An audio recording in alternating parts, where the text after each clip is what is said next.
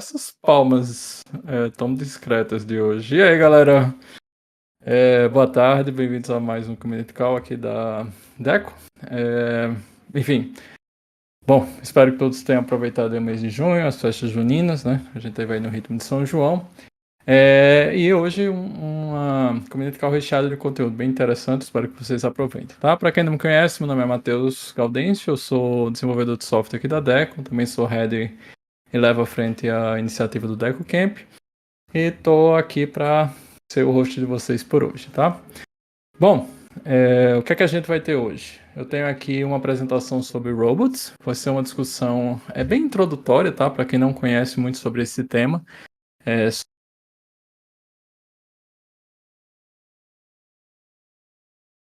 Oi, caí? Voltei? Tudo bem aí, gente? Yes. Thank you. Não sei porque eu fui derrubado aqui. Eu espero que o Lucas não esteja com raiva de mim. Bom, então, eu tava dizendo. Tava falando sobre o que a gente vai apresentar na Community Call de hoje. A gente vai ter uma discussãozinha sobre robots, ou os bots que fazem crawling na internet, e como é que como é que a gente interage e trabalha com eles. Vai ter uma discussão sobre HTMX, aí Gimenez vai apresentar isso logo em seguida. E depois, aí sim, uma apresentação sobre a Hackathon com Maria Cecília ou Cissa, tá? E, por fim, os updates. Desculpe, antes dos updates,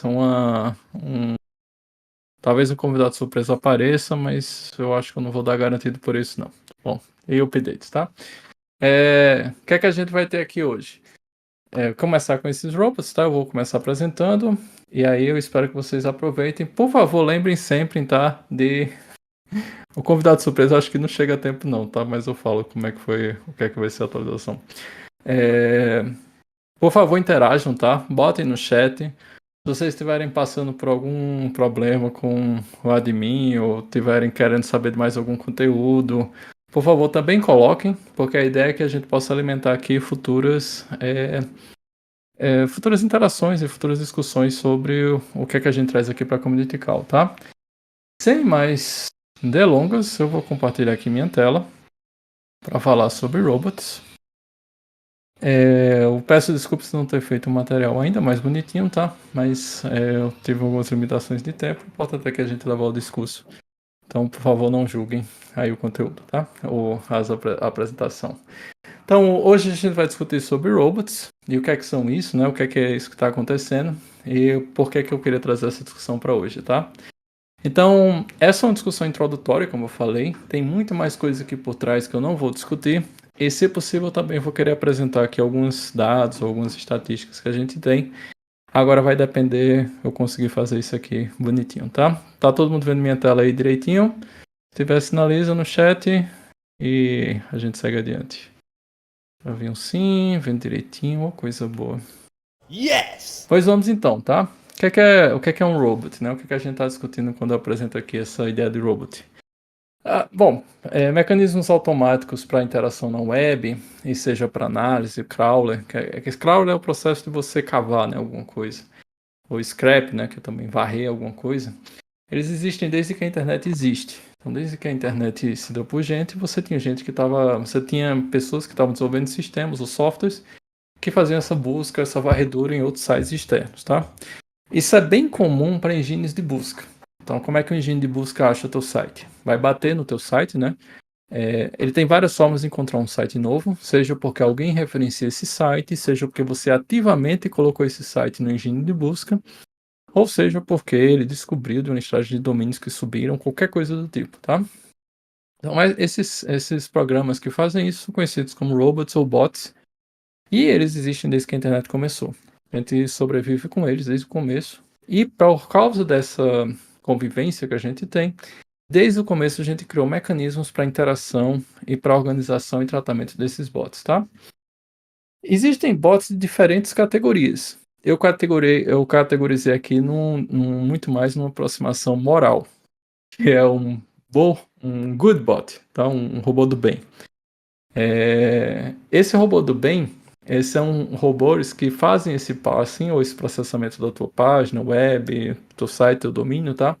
mas seguindo uma lógica que é bondosa. Antes de ele varrer o site em si, ele vai procurar por um arquivo específico ou vai fazer alguma coisa que ele respeita a sua vontade, tá? Então é nesse sentido que a gente tem a lógica de good bots, o robôs do bem. Esse arquivo especificamente, o robots.txt, tá? Eu vou falar sobre ele mais. E mesmo lendo o robots.txt, para ver se ele tem permissão ou não do teu site, ele ainda assim, em cada página, ele procura por uma meta tag chamada index, tá? Para identificar se ele pode ou não bater e indexar lá o teu site. Então, esse robô do bem é esse robô que respeita essas práticas ou esses padrões que a gente construiu na internet para dizer se um robô pode ou não consumir um determinado dado, tá? Já o robô do mal, o robô malvadão, ele vai varrer, tá? Ele não quer saber de nada, ele simplesmente varre. Os bons robôs, tipicamente, também, eles respeitam um crowd delay. Um crowd delay não, né? Mas eles respeitam um tempo de espera entre cada varrida. Já um robô do mal, ele costuma só fazer varreduras de tempos em tempos quando ele está tentando evitar algumas proteções que a gente tem. Mas um robô do mal não tem, ele simplesmente varre. Ele não consulta ninguém, ele não quer saber o que é que você configurou, o que é que você está apresentando para ele, tá? Então eu queria falar desses dois universos e um terceiro que está surgindo. E como é que a gente trabalha com isso. Aí quando eu falo a gente, pessoas que desenvolvem sites, tá? Então, ó, vamos começar falando de robôs do bem. Então, robôs do bem, eles operam lendo esse arquivo de robots.txt para procurar por permissão. Ah, eu posso varrer esse site? Não posso não varrer esse site? Tudo isso vai estar descrito nesse arquivo robots.txt. Ele tem uma lógica onde ele descreve um bloco de páginas para permitir ou negar e quais user agents estão associados a esse bloco. Então, por exemplo, nesse exemplo daí, a gente tem um user agent, Googlebot, onde ele está proibido de varrer a página /no Googlebot. Todos os demais user agents, inclusive o próprio Googlebot, estão permitidos aí para varrer a barra, tá? Então, nesse caso, você tem essa construção inicial. E se você quiser, você pode definir um sitemap, que é aquele arquivozinho que define a estrutura da página, tá? A descrição clássica de um robots.txt é essa, tá? E vocês podem pegar o guia da Google para vocês verem outras construções, principalmente que a Google respeita. Tudo que eu estou falando tá no robots.dev.site. Eu criei esse sitezinho aí só de referência. De base, você tem essa estrutura.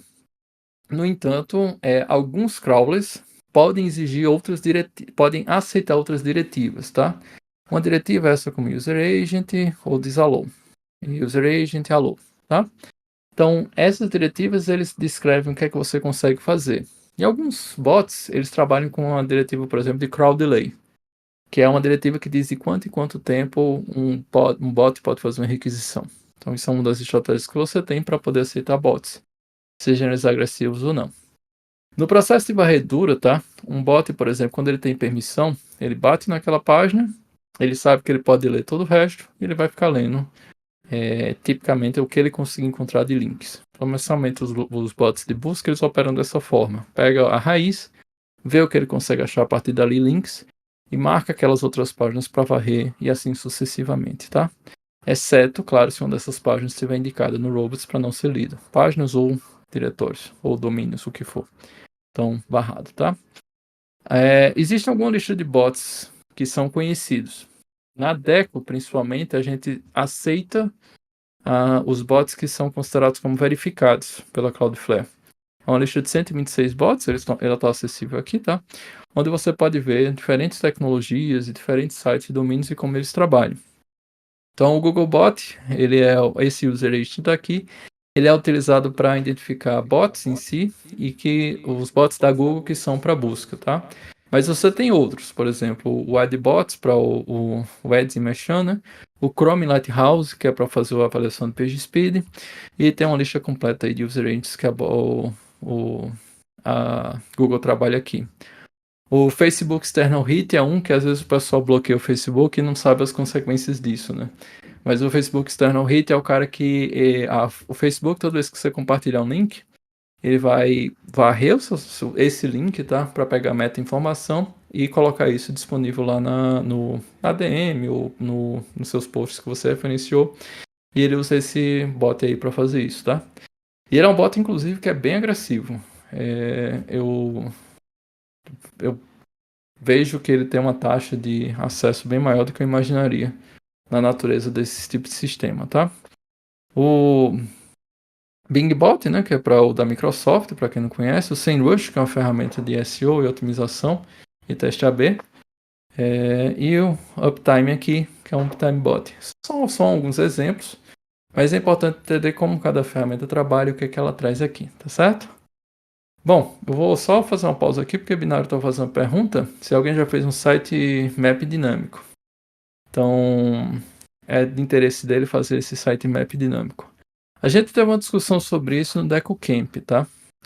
E a gente pode fazer apontamento de alguns exemplos onde a gente faz isso. De certa forma, você pode ver um exemplo disso no nosso próprio proxy.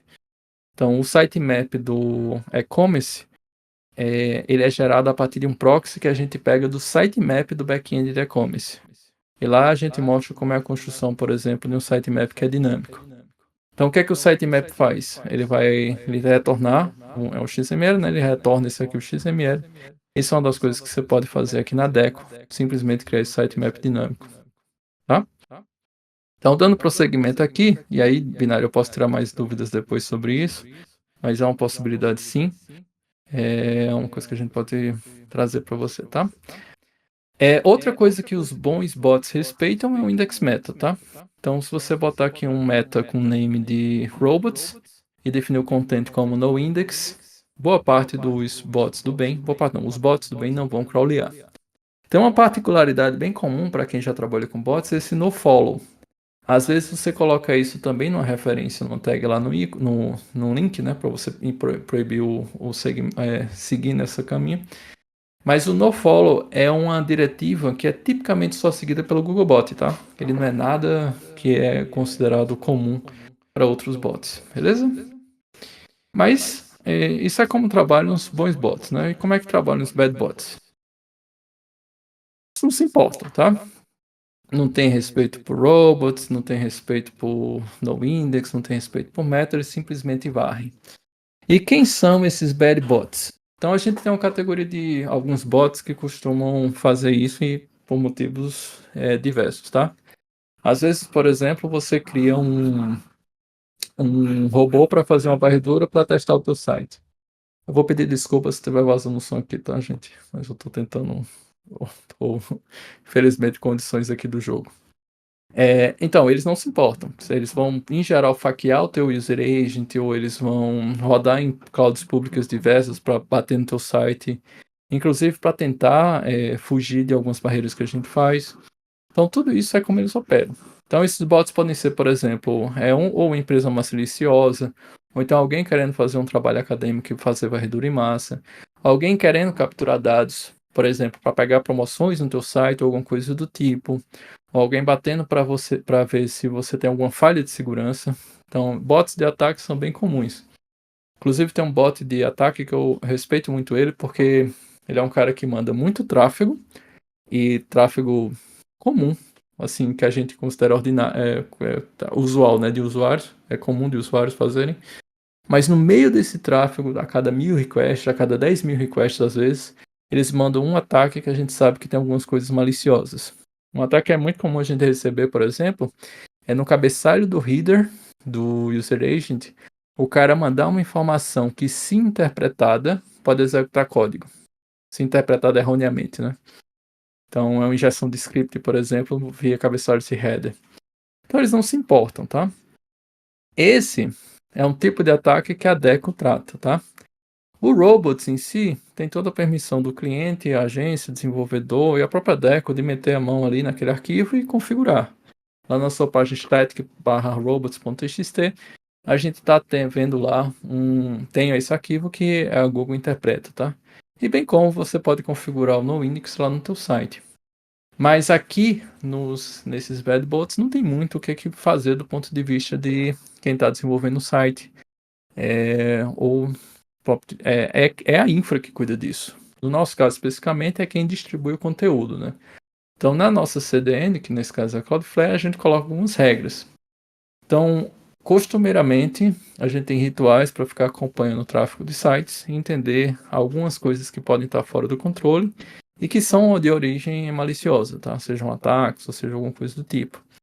E aí é típico a gente, por exemplo, banir ICNs inteiras, né? Redes inteiras que são tipicamente maliciosas.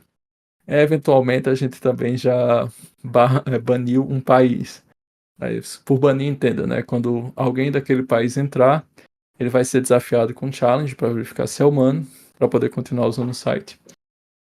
Mas sim, a gente dá uma tailorada aí, umas especificidades para fazer esses bans também não serem muito agressivos. E outro comum é rate limits, tá? A gente barrar por um certo rate limit. Então, a partir de tantos acessos por segundo que você faça no site, passar desse limite, a gente faz, opa, não pode não, tá? E barrar, inclusive, rotas específicas, tá? E aí eu queria trazer uma nova categoria, uma discussão mais ampla, que é importante a gente ter ciência do ponto de vista, a gente, né, que está trabalhando com desenvolvimento web, do que é que está surgindo, tá? Então, esse que está surgindo são os AI bots, o que é irônico porque todas essas imagens aí foram geradas por AI. Mas os bots de AI estão se tornando uma febre. Eles já eram uma febre há algum tempo, tá? Mas estão cada vez mais escalando para isso. O que é que está acontecendo? Bot, uma AI para ser eficiente, precisa ter muito dado. E para ter muito dado, uma das maneiras de você pegar isso é da internet. E você tem acesso, hoje em dia, a máquinas e a serviços de crawler que são bem agressivos para puxar justamente esse tipo de dado. O ChatGPT em si, né, ele teve toda a Azure da Microsoft à disposição para fazer essa varredura. Mas não é raro alguém que queira bancar, e principalmente quem tem infra, bancar para poder crawlar os dados em si. Outro cara que foi bem agressivo e bateu na nossa infraestrutura há um tempo atrás foi o Cloudbot da Anthropomorphic. Anthropomorphic, eu nunca lembro o nome direito da empresa. Essa galera, em sites, por exemplo, eles estavam consumindo quase que a quantidade de requests somada de todos os outros tipos de request. Então, 50% dos requests estavam vindo do Cloudbot. E o Cloudbot, ele respeita o robots, tá? Esses robots que estão surgindo, eles não necessariamente são maliciosos por natureza. Mas o que é que aconteceu, né? A gente se acostumou com a abertura de bots. Porque o maior tráfego em si incidente é a Google. Não existe muita competição de search, no sentido de que a Google, como ela domina esse mercado, você não vê um investimento em crawlers para a geração de uma nova web. Mas o que é que está acontecendo, né? A AI, como ela está passando o que o search trouxe, né? A AI é o novo search, no sentido de revolução da internet, do que a gente viveu, do que eu vivi na década de 90, né? A AI é a nova revolução aí dessa geração, que traz essa mudança da maneira da internet atuar ou se organizar. E aí, por exemplo, como a AI está se tornando um elemento competitivo, e hoje, como você tem muitos players ao mesmo tempo no mercado atuando, você tem um crescimento aí de bots. E aí uma das ações que a Deco está fazendo, e aí a gente está querendo trazer isso para você, é restringir robots, tá? Nós vamos advogar agora por um robots que é restritivo e por padrão e permissível para alguns bots específicos. Isso é para evitar surpresas, tá? Como esses bots estão surgindo, então a gente, por exemplo, controlou via infraestrutura o CloudBot, mas eventualmente pode surgir um novo bot que vai varrer teu site e ser verificado. E aí você não tem muito o que fazer, porque esse bot é válido, tá? Claro, a gente também está ajustando as regras de CDN, seja por Cloudflare ou seja por alguma coisa dessa natureza, para poder impedir que, enfim, alguém tome alguma porrada aí agressiva. Então, pessoal, essa era uma introdução que eu queria fazer aqui sobre robots em si. Então, notem que eu nem dei detalhes muito como é que opera o arquivo, mas eu queria muito trazer para vocês essa realidade conceitual que a gente está passando e como é que a infraestrutura está sendo afetada por isso. Eu queria muito ouvir do chat se alguém tem alguma coisa para trazer, para acrescentar discussão ou para eu ter curiosidade. Eu queria muito mostrar a nossa infra, mas eu também quero e respeito, né, os dados aí dos clientes. Então, mas se alguém tem alguma curiosidade, alguma pergunta para fazer, por favor, pode ficar à vontade aí no chat, senão eu vou passar aqui para o próximo tema. I'm sorry, Dave. I'm afraid I can't do that.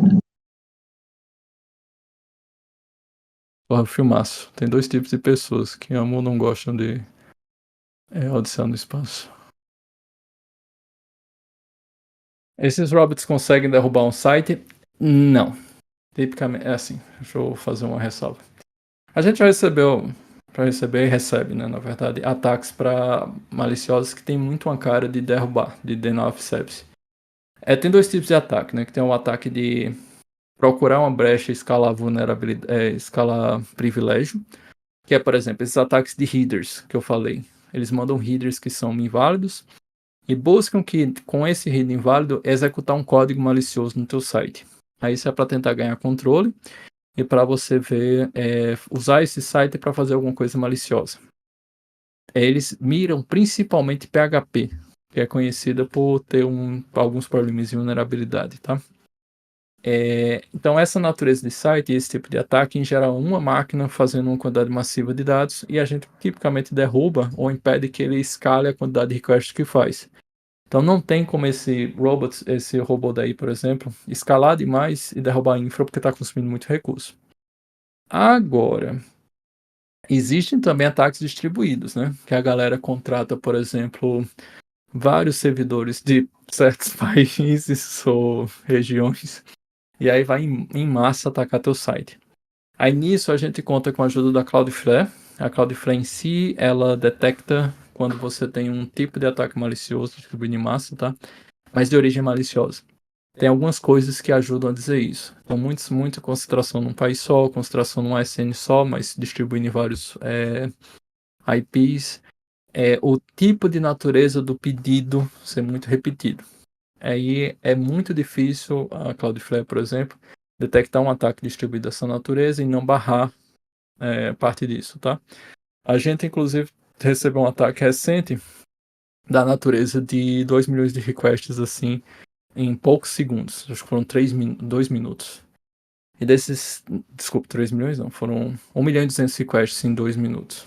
Durante esse 1 milhão e 200 requests em 2 minutos, quando a gente atingiu 400 requests por 400 mil requests, a Cloudflare conseguiu atuar para barrar o resto.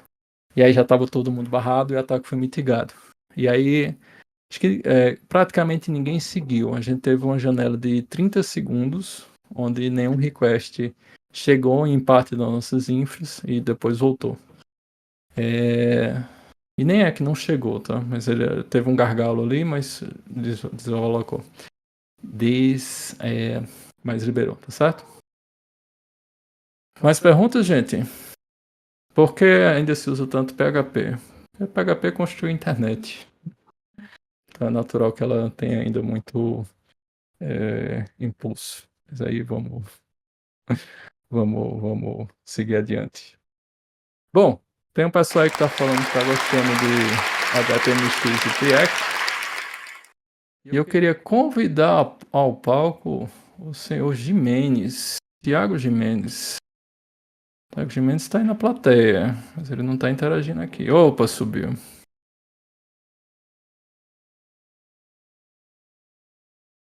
Fala, Jimenez.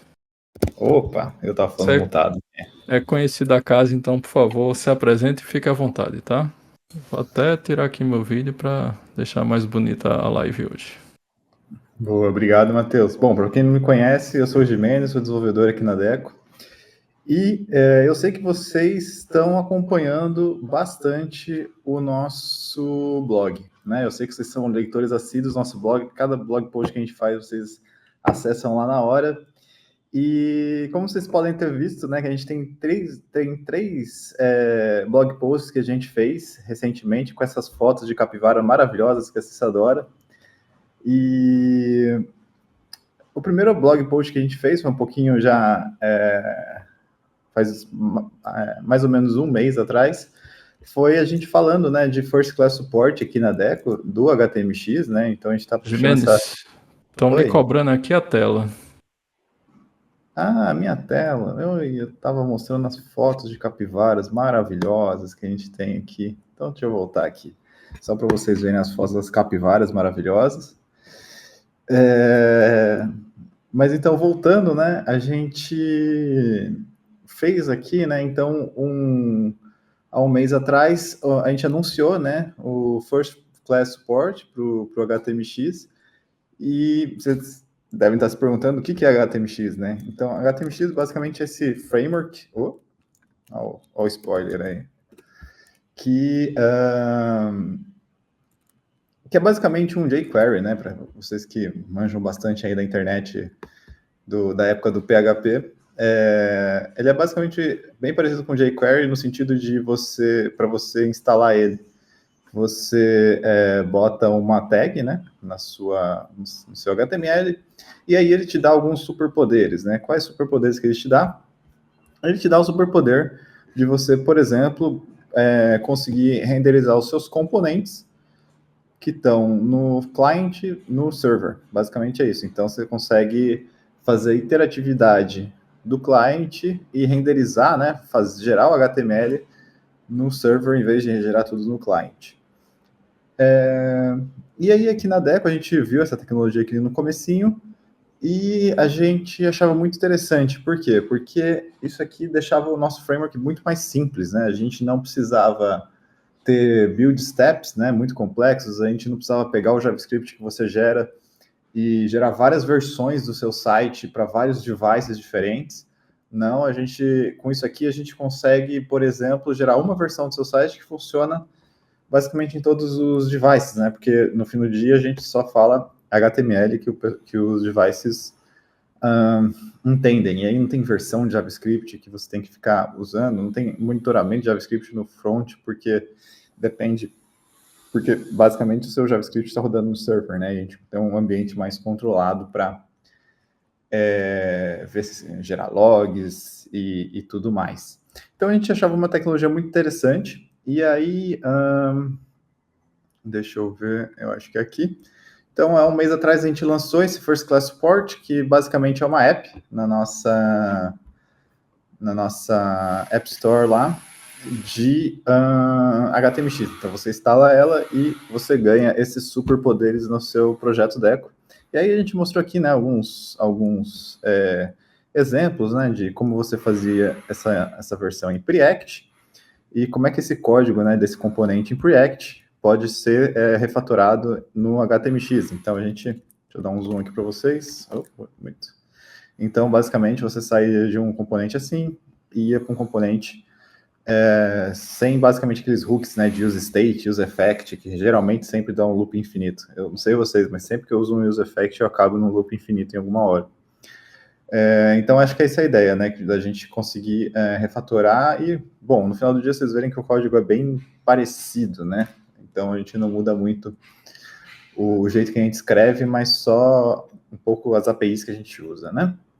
Então, a gente lançou esse carinha aqui. Você pode ver que no final do dia a usabilidade para o usuário final fica bem parecida, né? Então, esse aqui é o código usando o Preact, desse counter, e aí esse aqui já usando o HTMX. Então, basicamente, a interatividade é a mesma, e a UX é a mesma, né? Só o jeito de fazer o site realmente é um pouquinho diferente.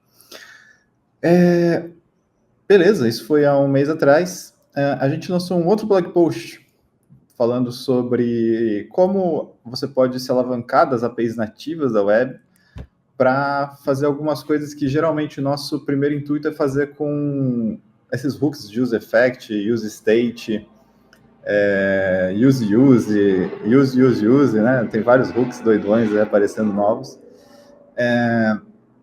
Então, a ideia de como é que a gente refatora esses que geralmente a gente acha em tutoriais, né, na internet, por exemplo, eu quero fazer um drawer, eu quero fazer um pop-up, eu quero fazer um slider. Como é que eu pego esses design patterns comuns e uso uma API nativa da web para chegar nesses componentes que eu quero fazer no final? Então, a gente tem alguns casos, alguns estudos de caso aqui, né, de como é que você faz um botão, quando você clica aparece alguma coisinha, que geralmente você usaria um use state, né, para você ver se tem que display ou não esse botãozinho de hello. E como é que você refatora para usar só HTML, né, no final das contas? Isso é possível de você refatorar só usando HTML. Por exemplo, drawers, né? Então, como é que você clica num carrinho e ela slide aqui e isso só usando APIs nativas, o que é muito legal, né? Porque no final do dia você não perde tempo compilando, parseando e executando JavaScript, né? Só o jeito que o seu próprio HTML é feito, você consegue esses efeitos bem legais. Então, HTML e CSS moderno, você consegue fazer bastante coisa legal. Consegue fazer slider, consegue fazer modal, consegue fazer códigos de cupom. Então, você pode fazer códigos de cupom aqui bem legais. E você pode fazer esses seletores, né, de radial buttons e tudo mais. Então, tudo isso já tem na API do HTML e CSS puro, sem precisar escrever muita coisa. E isso é legal também porque você escreve menos código, então o tempo de você escrever o código e shippar a feature e fazer a feature, né, vir online é mais rápido, e o tempo de você debugar também é bem menor, porque se você não escreve o código, você não tem que debugar, né, no final, porque geralmente, se funciona no lugar, deveria funcionar em todos. E então tem bastante coisa legal nesse artigo aqui, eu convido aos que não leram, lerem.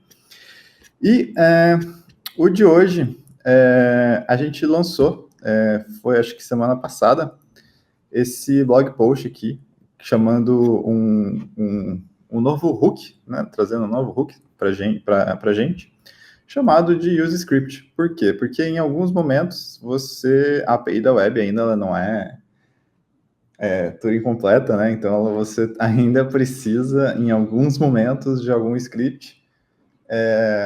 E aí a gente estava sempre se perguntando, né, com essa nossa filosofia de tipo, vamos sempre não ter um build step, vamos sempre o que você escreve, o que você roda no front, basicamente, você não tem build steps que pegam seu código e transformam uma coisa que você nem entende depois executando no front o que está acontecendo. Vamos uma coisa bem mais perto do metal mesmo, onde o que o usuário escreve é o que vai aparecer lá no front. E a gente fez esse hook chamado use script. E a gente faz alguns casos, né, de uso aqui, por exemplo. Às vezes eu quero fazer um botão que quando você clica nele, né, você quer fazer alguma coisa, por exemplo, botar aqui, mudar o inner text do botão aqui, mas você não quer botar um bundler, né, ou usar um framework, você não quer dar npm install, você não quer fazer nada disso, você só quer escrever um JavaScript bem pequenininho que vai no front. Então, esse hook aqui, que você importa aqui do nosso Deco Hooks, ele te ajuda a fazer isso, né? Então, você passa uma função para ele, para esse hook, e ele meio que bota esse código que você escreveu aqui dentro dessa função no front-end, né? Como um click handler.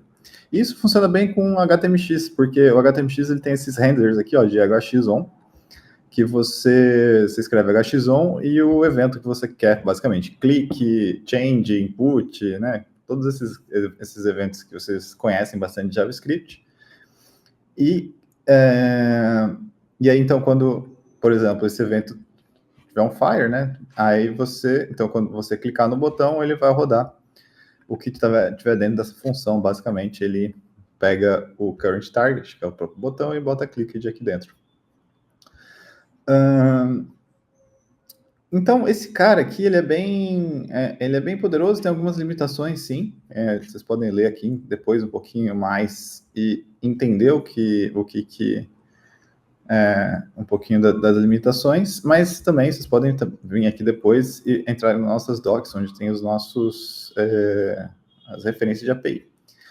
Mas beleza. Então, a gente adicionou suporte HTMX, a gente viu que dá para fazer bastante coisa sem JavaScript, né?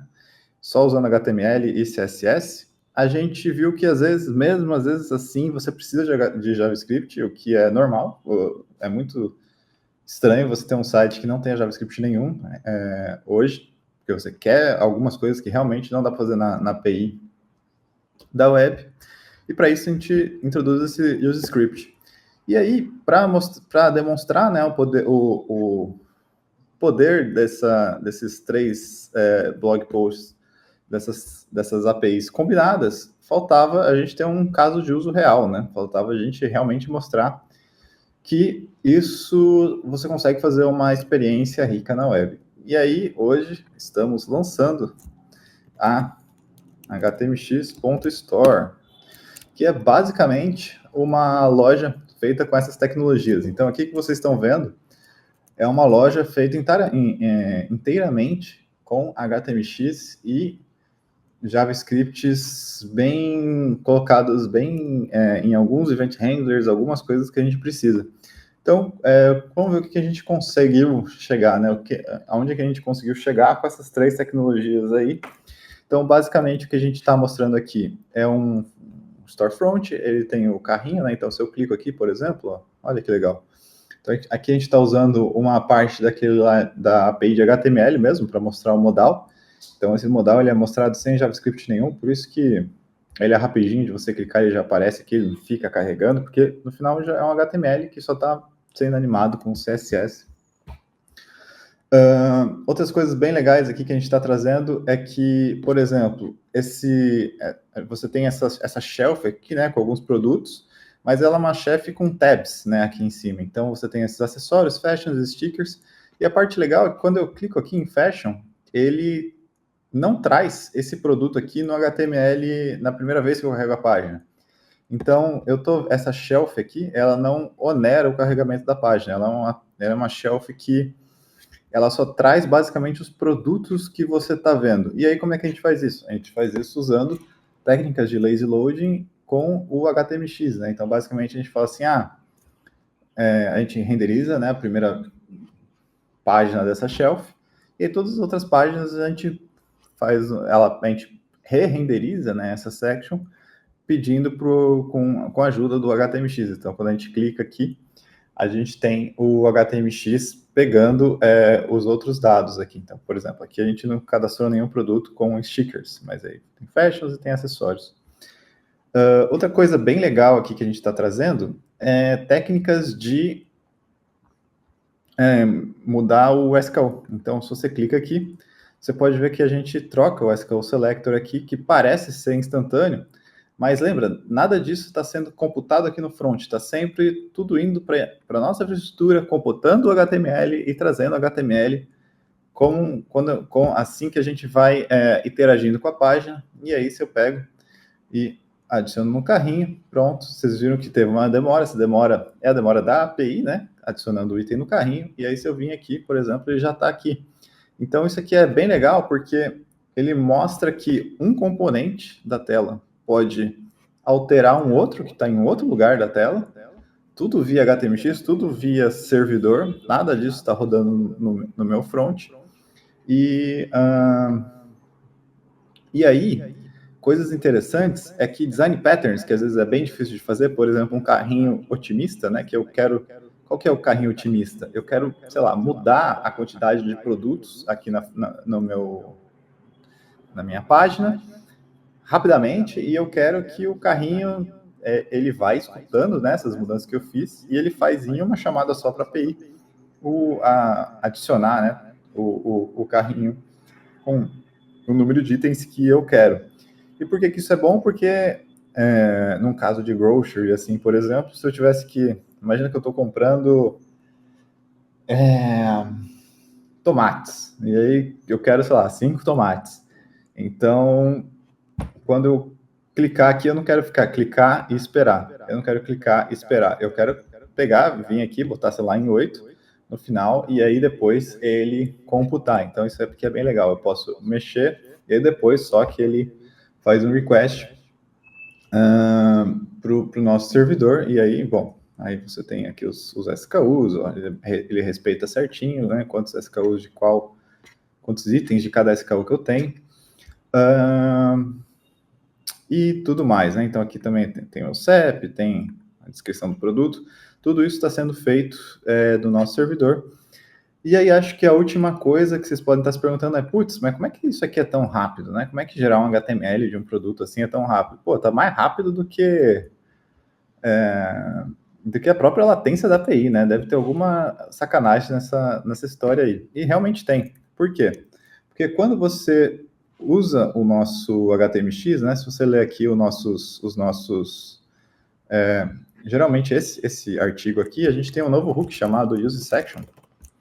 que é basicamente um hook que te ajuda a renderizar, né, os componentes na nossa infraestrutura. Então, quando você quer, por exemplo, acho que eu tenho um use section aqui, pronto, por exemplo, esse cara aqui. Quando você usa esse hook aqui, o que a gente faz, na verdade, por baixo dos panos, a gente renderiza, né, o HTML na nossa infraestrutura. Então, realmente tem essa latência da API, mas quando você usa esse carinha aqui, a nossa CDN, né, quando você está fazendo hosting via Deco, a nossa CDN ela é configurada de um jeito para cachear isso na Edge, né, na CDN, bem pertinho do usuário final. Então, mesmo eu desabilitando o cache do meu browser, quando eu vou para alguma section aqui, por exemplo, e mudo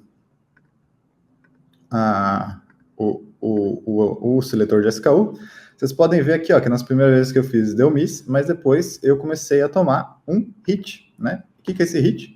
Esse hit é da página, né? Da própria section aqui, selecionado com um SKU que eu selecionado. E aí vocês podem ver que a latência fica bizarramente diferente, né? Então, deixa eu dar um zoom aqui para vocês verem.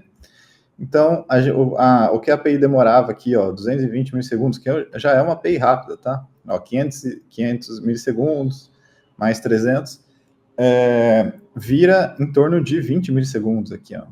Hit com 19 milissegundos, 21 milissegundos, isso indo na internet. Se eu habilitar o cache do meu browser, aí a gente faz uma validação que chama... deixa eu ver se eu consigo fazer aqui. A gente faz uma validação que aqui, ó, bate no cache de disco do browser, aí realmente fica absurdo, né? Que é basicamente o que os usuários vão fazer, eles não vão estar com o cache desabilitado, com o DevTools aberto, eles vão estar na configuração padrão, que é com o cache no browser habilitado também. Então, eles vão ter uma experiência aqui quase instantânea. E a parte legal é que a gente também faz, eu tenho que esperar um pouquinho aqui, mas algo chamado de revalidação por 304. Então, acho que aqui a gente vai ter que esperar um pouquinho de tempo para isso acontecer. Mas essa revalidação por 304 quer dizer o seguinte, quer dizer que o browser, ele nem... Quando não está no cache do browser, né, ele sempre... Às vezes o browser ele não sabe, né, se quando eu clico aqui, se o preço, por exemplo, mudou do produto. E aí, uma coisa que o browser pode fazer é tentar pedir para a CDN, falando assim, CDN, eu tenho, né, infraestrutura da Deco, eu tenho esse dado aqui, ele está válido? E aí, se ele tiver, a CDN só fala que sim. E aí, ele não precisa baixar o HTML inteiro para mostrar para o usuário. Então, aqueles 20 milissegundos ali caem bastante, caem por volta de 3, 4 milissegundos, fazendo a revalidação na nossa Edge. Então, é o melhor dos dois mundos, né? Porque você tem o dado realmente fresco e rápido, né? Que é realmente difícil de fazer na internet. E isso é totalmente compatível com o nosso lazy loading aqui, né? Nessa loja. Então, se eu vim aqui também de novo, vocês podem ver que quando eu vier, deixa eu desabilitar o cache, e quando eu vier para baixo, vocês vão ver que essa sectionzinha aqui, ela é bem rápido isso. Deixa eu até botar um Fast 3G aqui para ver se dá para ver ela carregando. Mas basicamente, quando você vem aqui para baixo, é muito rápido. Por exemplo, aqui, ó, temos um spinner. O que é esse spinner? Agora, essa nossa loja, ela carrega, em vez de ela carregar todas as sections no HTML único, o que acontece é que o nosso HTML, né, se eu vim aqui agora e dar um disable JavaScript, o que vai acontecer é que você vai ver que as páginas vão vir, ela não vai estar completa. Por que ela não está completa? Tudo que depende de dados, né, externos, ele vem com um spinner no lugar. Então, por exemplo, ele precisa dos dados do produto para essa página, para mostrar as shelves, e o que a gente faz é renderiza um spinner no lugar.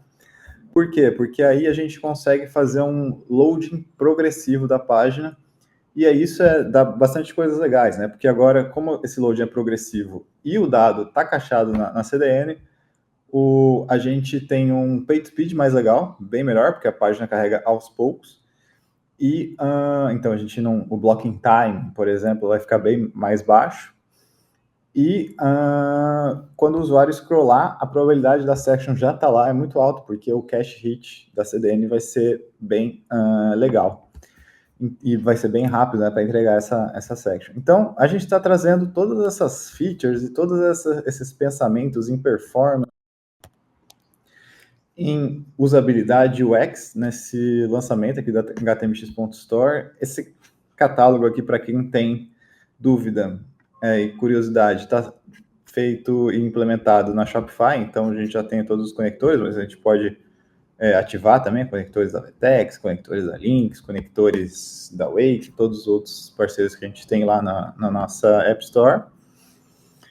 E o que eu convido vocês é para darem uma lida um pouquinho nesses 3 artigos. Se vocês vierem aqui e tentarem for free aqui a Deco, esse template aqui de storefront que vocês começam já é esse do HTMX.store. Então, se vocês tiverem dúvida em como começar, é só criar um template, é só criar um projeto a partir desse template, que vocês já vão ganhar tudo isso por padrão. E acho que é isso. Convido vocês a lerem o nosso blog post, o nosso blog com essas lindas fotos de capivaras aqui. E é isso. Muito obrigado. Voltamos aí com você, Matheus.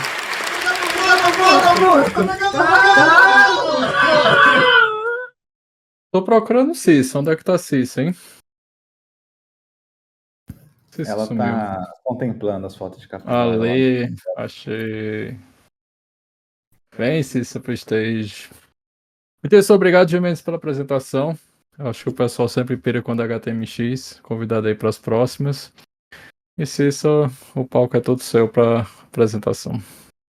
Boa, obrigada. Oi, gente, tudo bem? Eu sou a Cissa, eu trabalho aqui na Deco no time de Growth, então eu não sou dev, mas tô aqui. E, cara, eu queria falar com vocês sobre o Hackathon. Vou dividir minha tela? Espero que vocês já saibam que a gente vai ter o Hackathon no dia 12 de julho, porque a gente tá botando em tudo quanto é lugar, mas para quem não sabe, vai rolar esse Hackathon 12 de julho. A gente adiou 2 semanas, ia começar hoje, mas agora vai começar no dia 12 de julho. A gente vai ter mais tempo para preparar e divulgar, então a gente está super animado. E o tema é HTMX, né? Tudo isso que o Gimenez acabou de falar. Para quem ainda não tiver inscrito, é só clicar aqui em Register Now, rapidinho o form, você preenche em 2 segundos, e aí pronto, você já está inscrito. E, cara, vai ser bem flexível, tá, o formato. A gente botou algumas categorias aqui, então vocês podem ou fazer uma landing page, ou um storefront, ou qualquer outra coisa que vocês quiserem, porque tem essa categoria aberta aqui. E é uma oportunidade maneira de testar a Deco, para quem não tiver testado a Deco ainda, mas imagino que a maioria aqui já tenha. Mas também o HTMX, né, que é esse negócio super novo e que, pelo que eu entendo, que o Gimenez explica, tem um potencial de revolucionar o desenvolvimento front-end. E vocês vão poder testar isso aqui na Deco, tá? E ainda competir para mais de 20 mil reais em prêmios. Então, venham e participem. Também vai ter conteúdo especial do Gimenez, então vai valer a pena. E aí tem essa coisa aqui do formato, né? A gente quer que seja super flexível, então se vocês tiverem algum compromisso nesse fim de semana e estiverem preocupados, não fiquem, a gente vai disponibilizar todo o conteúdo para vocês terem acesso e verem assincronamente. E quem for finalista, a gente gostaria que apresentasse, né, o projeto, mas também se não puder estar ao vivo, pode fazer um Loom. Então, esse é o site, né? Vou jogar aqui no chat. Tem todas as informações aqui, mas se alguém tiver dúvida, etc., podem me mandar uma DM ou falar aqui nos canais do Hackathon aqui no Disco. E o que mais? E aí, por último, tem esse programa de indicação aqui, que é o seguinte: para cada pessoa que vocês indicarem e que participar no Hackathon, vocês ganham 50 reais para gastar na Amazon. Então, muito maneiro. E aí, quem indicar mais pessoas ganha um MacBook. E aí, a gente tem aqui um leaderboard que a gente fez. E realmente tem esse Mayank aqui. Mayank, se você tiver aí, muito top. Ele indicou 25 pessoas, mas vocês ainda podem ganhar, porque a gente não sabe, né, se todo mundo vai poder participar.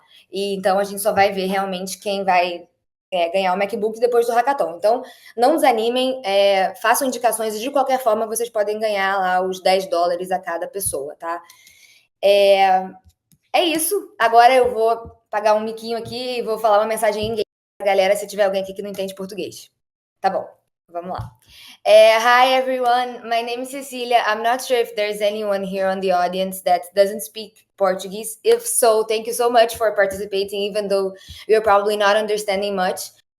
We are working to make all of our content multi-language. So soon this community call will be in English too. And I wanted to talk about the hackathon super fast. I hope you already know we have this hackathon on July 12th, and it's going to be great. Participate. If you haven't registered yet, just go to the website. I put the link on the chat. You can register now here, and it's super fast, the form. Just do it. And then, it's going to be HTMX themed. So it's a great opportunity for you guys to speed test Deco and HTMX and win over $5,000. We also have a referral system. You get $10 to spend on Amazon for each person that you refer and that participates. We have this leaderboard here because the person who indicates the most people will win a MacBook. And Mayank, if you were there, we love you. You've indicated 25 people. But, you might still have to indicate more because someone might surpass you. So yeah, everyone, please indicate. And if you have any questions, DM me on Discord or, use one of our channels. We are here. Thank you.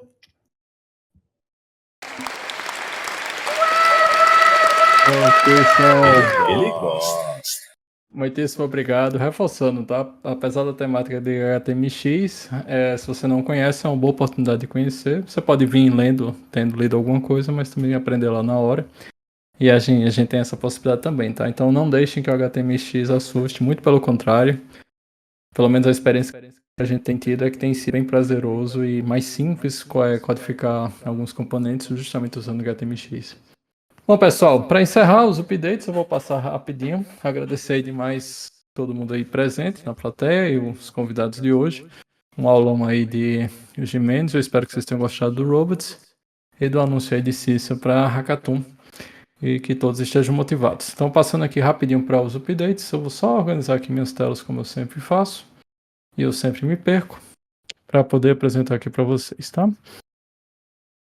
Enquanto isto, tela 1. E eu vou acelerar aqui. Eu vou até jogar meu Discord pra cá, que aí eu não vejo o chat porque eu me distraio fácil demais. Lendo a galera comentando. Mas vamos lá. O que é que a gente tem de updates essa semana, tá? Então, no Runtime, Deck Runtime, versão 1.75.1, a gente teve a adição de transitions no HTMX e a gente removeu algumas dependências, tá? Como o Pstash, Redis S3.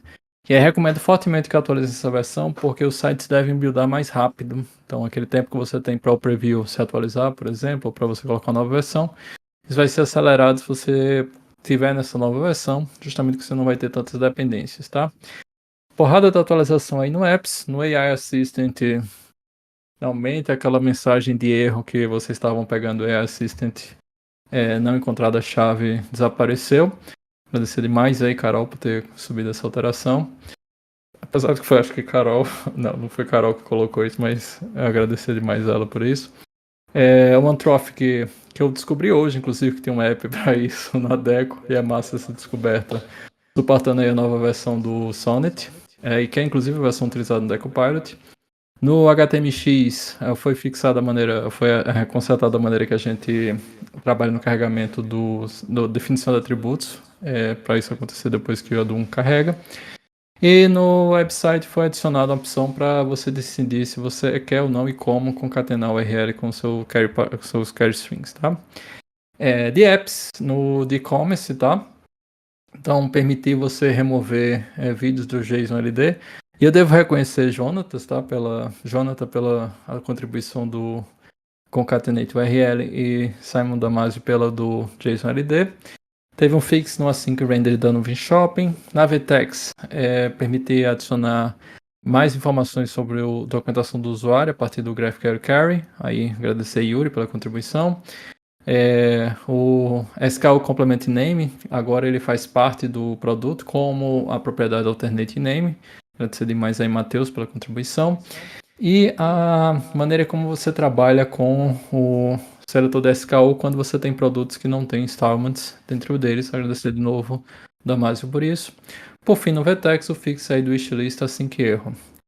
A gente teve algumas novidades aqui no admin, então eu vou apresentar aqui rapidinho, só descrever para vocês. É a possibilidade de alterar o time no sidecard.